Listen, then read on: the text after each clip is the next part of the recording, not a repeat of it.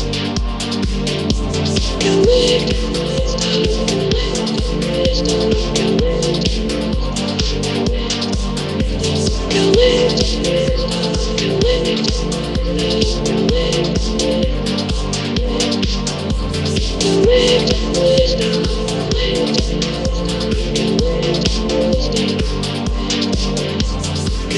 guys, my name is Breon, aka Mr. Black.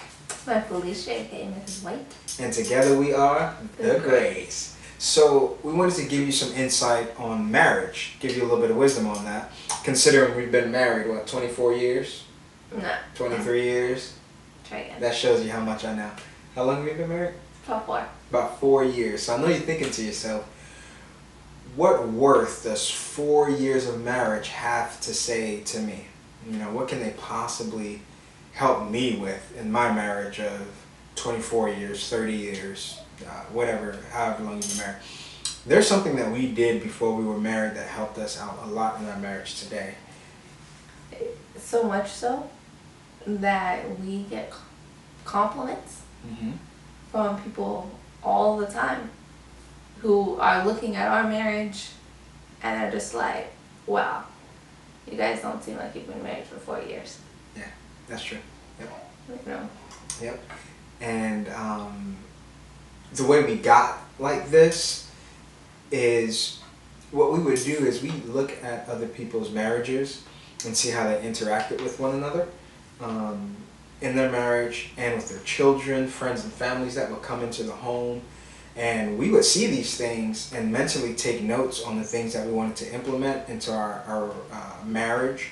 And we talked about that together and agree wholeheartedly on some of the things we would see.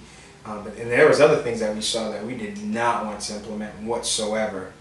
And that really helped us set a foundation for our marriage before we was even married.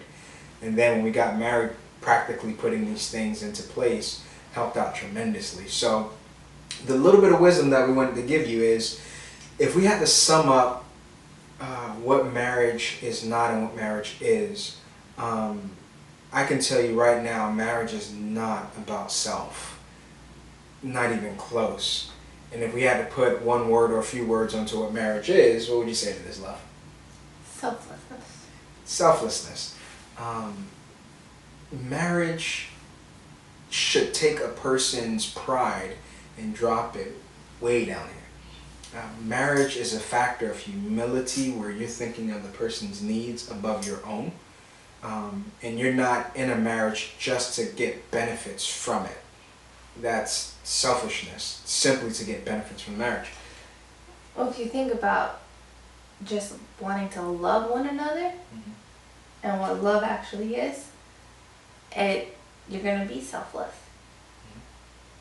Right? Yeah, it doesn't, there's no pride in love, there's no boasting in love. Love is completely considering another person. And by definition, I think some people have the word love mixed up a little bit. And this is just a side note, we're not going to charge you for this one. But you choose to love. You choose to love. It's not that you fall in love. Or out of love. Or out of love. No, you choose to love. And because a person chooses to love, you work hard for that love.